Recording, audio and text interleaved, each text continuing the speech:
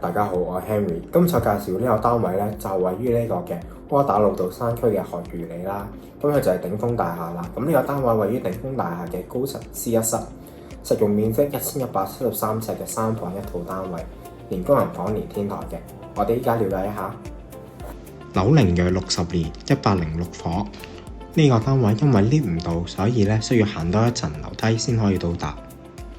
喺近門口嘅位置就做咗一個鞋櫃嘅。咁其實佢呢個收納嘅空間都非常之充足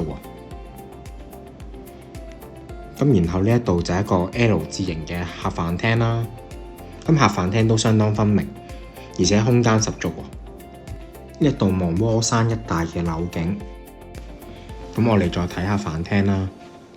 咁其實飯廳呢，佢其實都好足夠放一張6人飯桌，甚至係擺一張大圓桌嘅，其實都冇問題喎。咁然後我哋再去到廚房啦。咁廚房嘅空間呢，其實呢都非常之足夠喎。咁而且透光度十足啦。咁其實我依家影緊嘅時間呢，其實都已經係下午3點鐘噶啦。咁然後廚房入面有個工人套廁啦，然後再行入去就係工人套房啦。而且工人套房嘅空間都好大喎，配備窗口。咁我哋再去走廊位置啦，連住洗手間同埋睡房嘅。咁首先睇下洗手間先啦。咁同樣配備窗口、抽氣扇同埋一個浴缸嘅設計。咁其實咧見到佢個洗手間啲裝修啦，其實都好新淨，同埋都有啲白色雲石嘅設計。走廊直行第一間睡房。咁都係一間正正方方嘅房啦。咁其實都好容易擺放家私嘅。咁呢個同樣都係望翻啲樓景，睇啲收納嘅空間喎。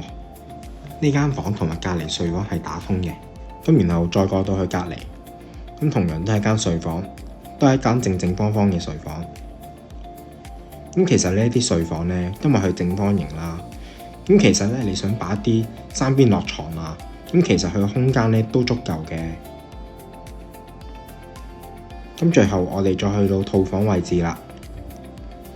咁見到啦，無論係套房同埋普通睡房啦，佢個空間都非常之大，而且咧都係正正方方嘅設計。同樣呢度都係望窩山嘅樓景啦。咁佢呢度都有啲收納嘅空間。咁最後去到呢個嘅套廁啦，咁都係一個通風窗口，而且都係個浴缸嘅設計喎。咁呢一度就係883尺嘅天台，咁而且佢個景觀都非常開揚。總括嚟講，我認為呢度真係靚裝同埋廳大房大嘅。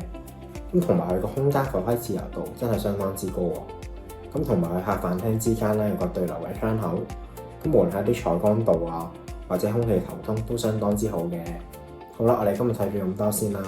如果有任何疑問，歡迎聯絡翻我92700013或者 WhatsApp 69077297。我哋下次見，拜拜。